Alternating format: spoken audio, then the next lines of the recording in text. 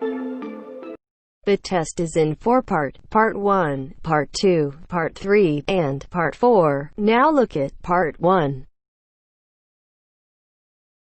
Part 1. Hear a telephone conversation between a man called Peter, who is calling about a used car, and a woman called Tina, who is selling the car. First, you have some time to look at questions 1 to 7.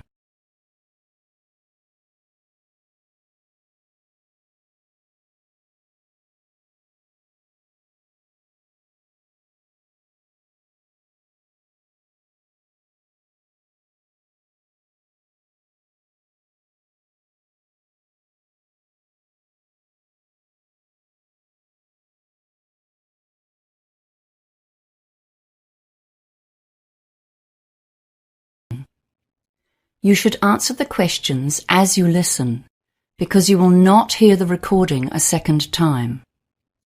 Listen carefully and answer questions 1 to 7. Hi, it's Peter speaking.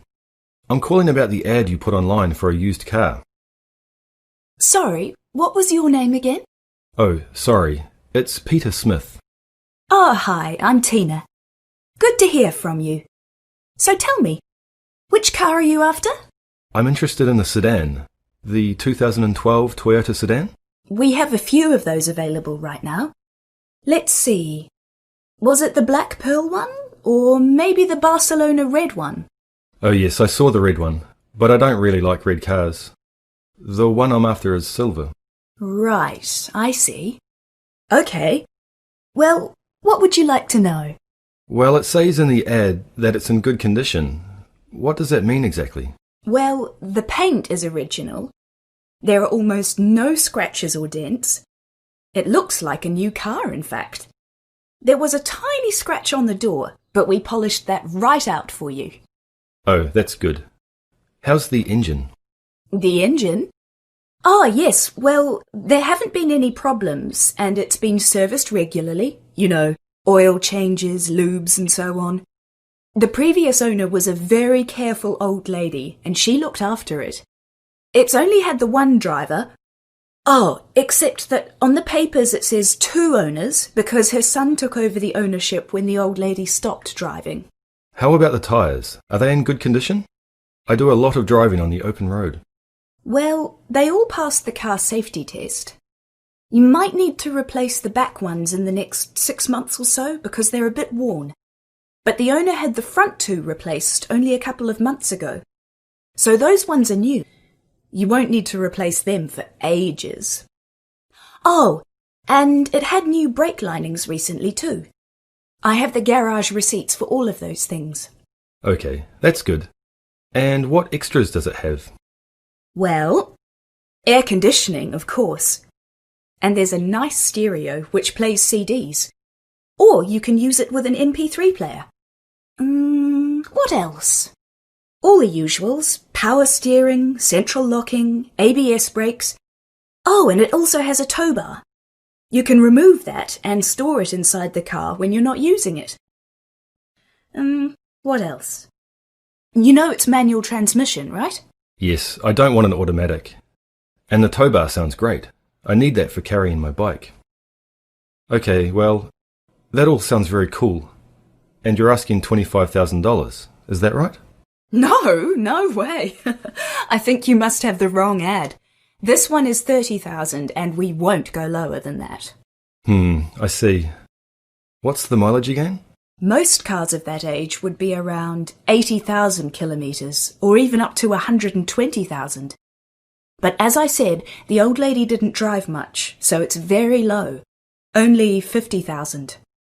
You won't get a better low-mileage car than this one. Before you hear the rest of the conversation, you have some time to look at questions 8 to 10.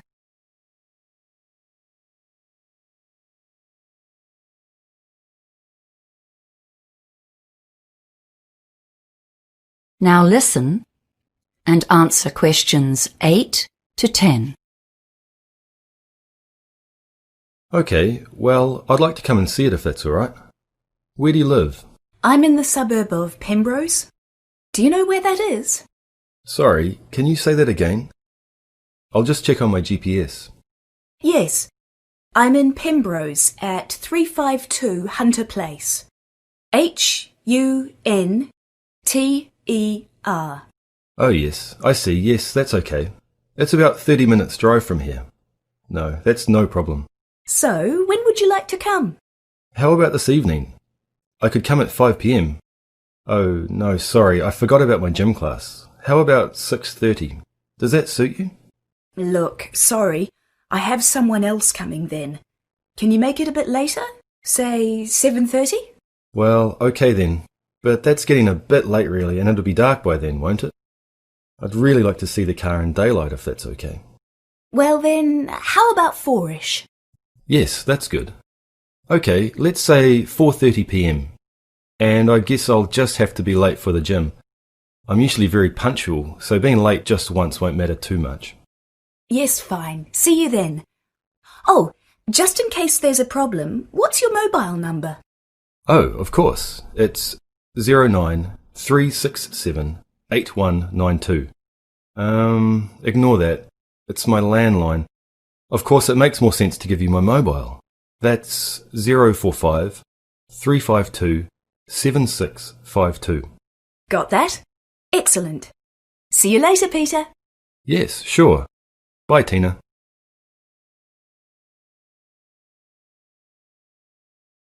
That is the end of part 1. You now have half a minute to check your answers.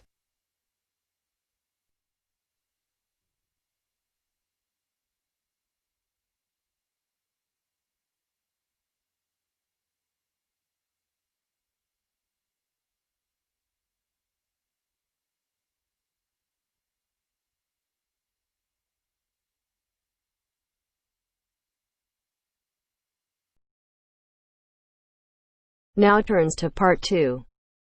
Part 2. You will hear a tour guide talking to a group of tourists who are visiting a cave in Vietnam. First, you have some time to look at questions 11 to 15.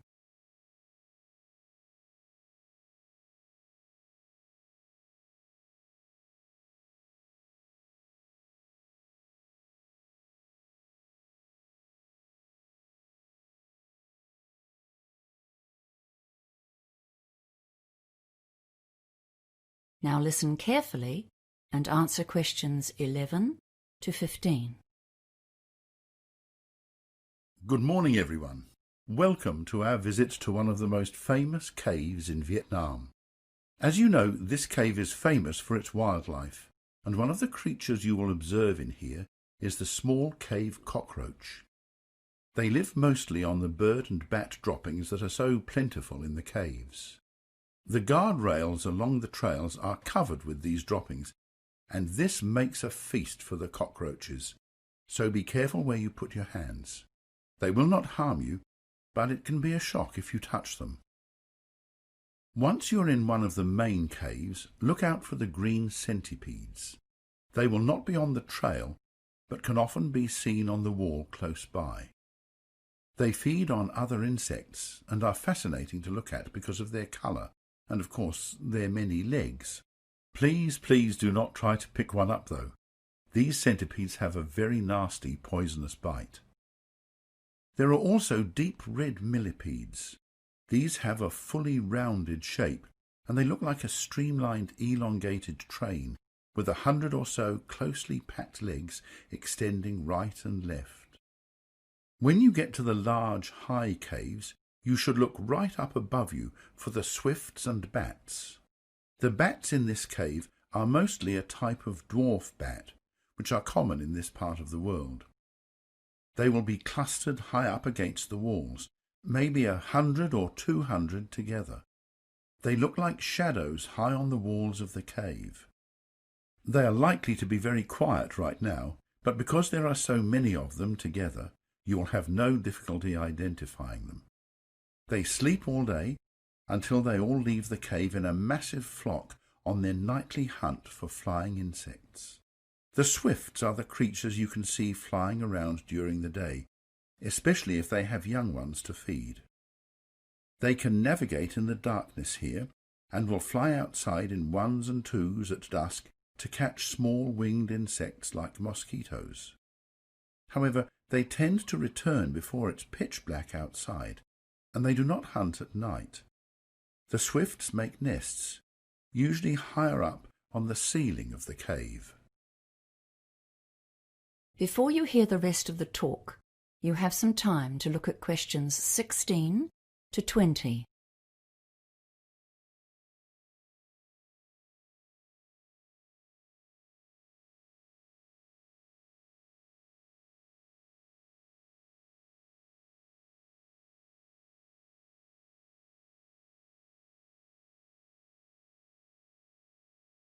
Now listen and answer questions 16 to 20. The paths tend to run around the edges of the large caves. Mostly this is because the centre is a mound of guano, the bird and bat droppings. This is also the source of the strong smell inside the caves. You may not like this smell, but the locals know its economic value. They have harvested the products of these caves for centuries. The guano is very valuable as fertilizer, and so it's collected each year, once the young birds have grown and the swifts have abandoned their nests. The guano is not the only valuable byproduct of the wildlife here. As you travel through the caves, you will notice some bamboo structures. These very flimsy-looking sets of poles that go a full 100 metres right up to the roof are what the locals climb up to gather the swifts' nests. These are even more valuable than the guano, as they are the main ingredient in bird's nest soup. Before you begin, it's time for some safety instructions. As you probably know, this is a huge limestone cave that goes about 1 kilometre back into the hills, and in places it's 100 metres in height and 300 metres wide. There's no need to crawl around in here as you do in other caves, but it's dark inside, of course. That's why I insisted you bring a working light.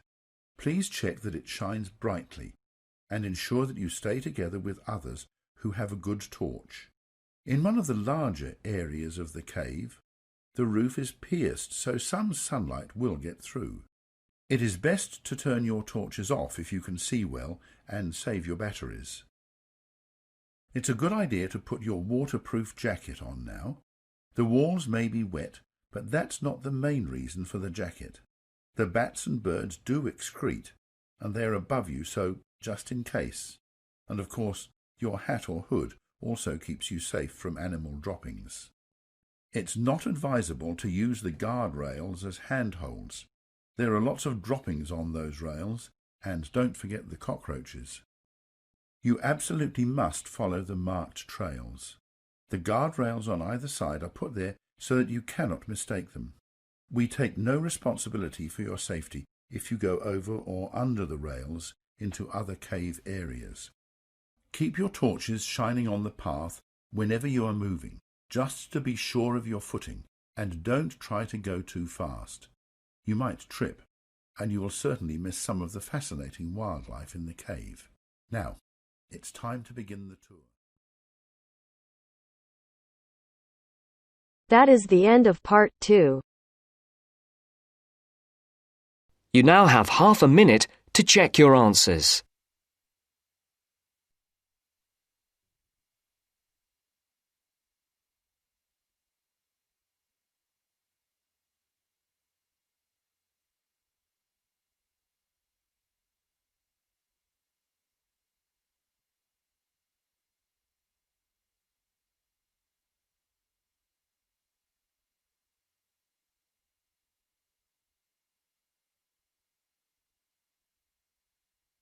Now turns to part 3.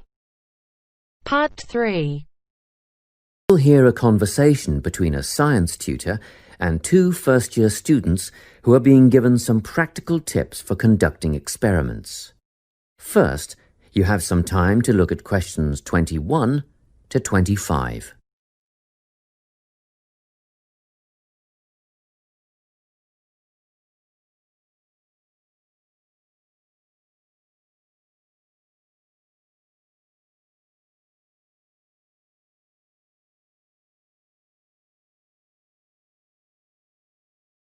Listen carefully and answer questions 21 to 25. Now, Vincent and Tessa, I've asked the two of you to come and see me because I'm a bit concerned after that incident in the science lab last week. I realise that neither of you have had much experience in a laboratory before. Well, we mostly just studied theory at high school. And we rarely got the opportunity to carry out any experiments. Fair enough, but we must all abide by certain safety procedures. The last thing we want is for one of our students to get hurt. We understand that. Our priority is to make sure that the chemistry laboratory is a safe place, and actually, accidents can easily be prevented if you just think about what you're doing at all times. It sounds simple enough. It is if you always use good judgment, observe safety rules, and follow directions. We've read the rules on the poster inside the lab. And yet last week you were seen working in the lab without eye protection. What do you mean? I was wearing my glasses. Prescription glasses are not safety glasses. You must always wear the goggles provided. You'll find they fit quite comfortably over your ordinary glasses. Oh, I see. Just make a habit of putting them on before you start and keep them on until you are finished. And another thing, never eat or drink while in the laboratory. What? Not even water? Not even water. At least not until after clean-up. Then be sure to wash your hands thoroughly with soap and hot water and dry them on a clean towel first.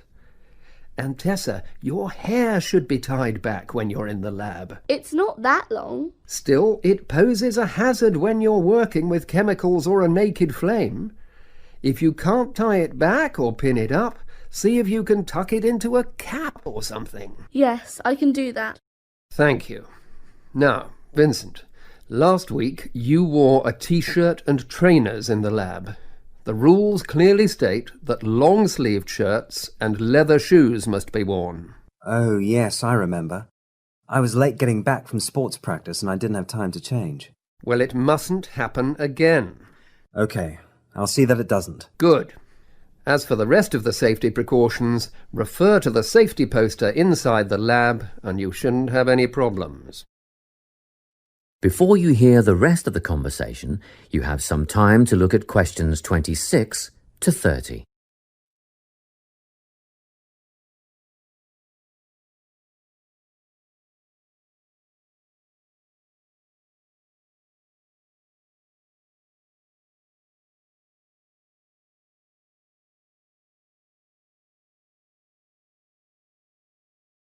Now listen and answer questions 26 to 30. Now, before you go, a word about record keeping. Oh, good. I was going to ask you about that. What's the best way to keep track of what we're doing in the lab? Well, obviously all your observations should be written down. I know you think you won't forget stuff and you'll be able to recall it later, but generally this turns out not to be the case. Written data, however, are a permanent record, and you must be thorough. Organise and record everything in a bound notebook. I use a spiral notebook. And I use a large notepad. That won't do. A book with binding ensures the pages are not easily removed or lost. Oh, and be sure to write your entries in complete sentences. Isn't that a waste of time? Surely notes are good enough. You might think so, but brief notes can be hard to decipher at a later date, whereas with full sentences you are less likely to misinterpret data. I make sketches, simple drawings. That's a good idea, Vincent, but be sure to date them. You want us to write the date next to each drawing? Yes. Every sketch and every entry must be dated. What about headings? Use the title of the experiment as your first entry. When you have completed your observation entries, answer any questions that have been posed, and then, finally, write your conclusion. How do we write a conclusion? Do we need to repeat things like the questions and our findings, or the time it all took? Just write your own ideas or feelings about the experiment as the conclusion. Oh, and remember to sign it. Well, that's all I have time for today.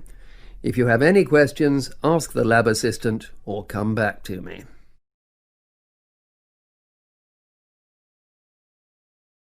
That is the end of part 3.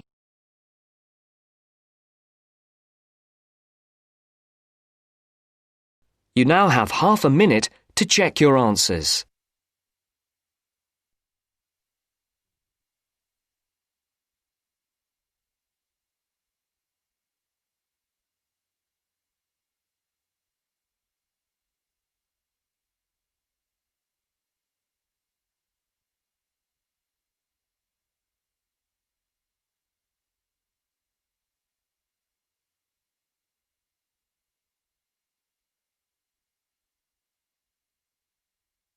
Now turns to part 4.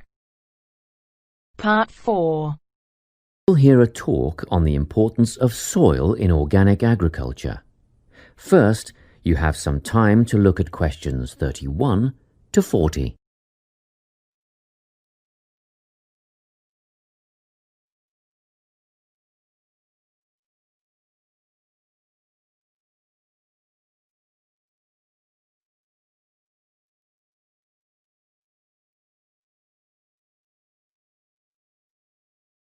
Listen carefully and answer questions 31 to 40.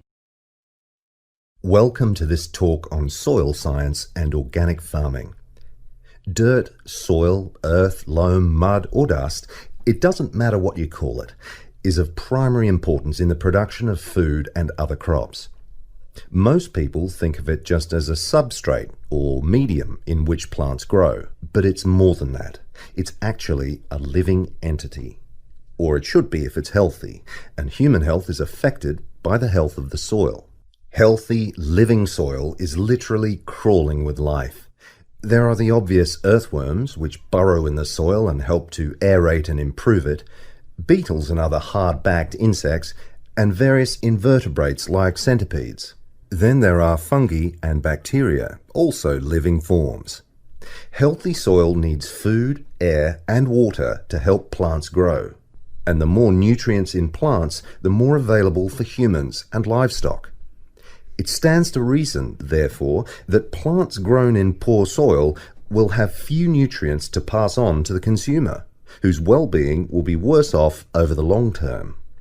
So, where do plants get their nourishment? Most of it comes from the soil. Some nutrients are made up of minerals from the earth, while others come from dead plant and animal matter, which is broken down over time by the living insects and other organisms in the soil. Plants depend on these little living creatures to convert minerals and other vital elements into a utilizable form that can be taken up by the plants. And it's a synergistic relationship. In turn, the plants assist those helpful organisms by releasing sugars and enzymes back into the soil. Before I go any further, let's take a look at the structure of soil. Now, if you look at the diagram, you will see that soil is made up of many different layers. Let's start at the bottom. This is the bedrock under all the other layers. The layer above that is called regolith. Here, the bedrock is slightly broken up, but plant roots don't penetrate this layer. Moving up the chart to the next layer, we come to the subsoil, which contains clay and mineral deposits. On top of that is the alluviation or leaching layer. This is quite light in colour and is mostly just sand and silt. As we get near the surface, we find the topsoil. You will hear a lot of talk about topsoil amongst farmers and other agriculturalists. It's the most important layer of all because it's where seeds germinate and roots grow. Now, at the top of the chart, you will see a comparatively thin layer. This is organic matter that is still in the process of decomposition. It mostly consists of leaf litter and humus. Just think of the surface of the forest floor, partly decayed leaves and twigs, that sort of thing. As you can imagine, good soil forms very slowly over time, but it can be lost very rapidly through erosion. And, in addition, soil quality can be affected by pollution due to anything from industrial waste to the artificial fertilizers used by conventional farmers, which have been shown to suppress the diverse life forms in the soil. This is why organic agriculture is the way of the future. Let's take a quick look at the conventional system, which is often based on monoculture, the production of a single large crop. It relies on chemicals for fertilizer and pest control. It is also becoming an increasingly common practice to use genetically engineered seeds. And more chemicals are used to control insects and fungi which attack crops in storage and during transportation. Also, did you know that there is no requirement for conventional growers to maintain records of their production practices? Organic growers, on the other hand, choose the most environmentally friendly options for dealing with pests and disease problems, working towards prevention in the first place. Some of the strategies they employ include alternating the crops grown in each field, as opposed to monocropping. Because different plants add different nutrients to the soil, by rotating crops, the soil is naturally replenished. This can do away with the need for pesticides, because the problem insects' life cycles are naturally interrupted. Surrounding crops with green waste can not only conserve moisture in the soil, but it can prevent weeds from springing up, and it also feeds the beneficial microorganisms. When it's ploughed under, it feeds the soil by building more organic matter. Organic farmers often release beneficial insects as predators, which precludes the need for artificial pesticides. Animal manure, combined with green waste materials, correctly composted to kill pathogens and weed seeds, fertilizes the soil in a way that encourages life rather than suppressing it. And, by the way, use of manure in organic farming is highly regulated. In fact, all agricultural inputs are evaluated for their long-term effects on the environment, regardless of whether they are synthetic or natural. To sum up, organic farming is the only sustainable way of feeding the people on this planet and keeping both the planet and the people in good health.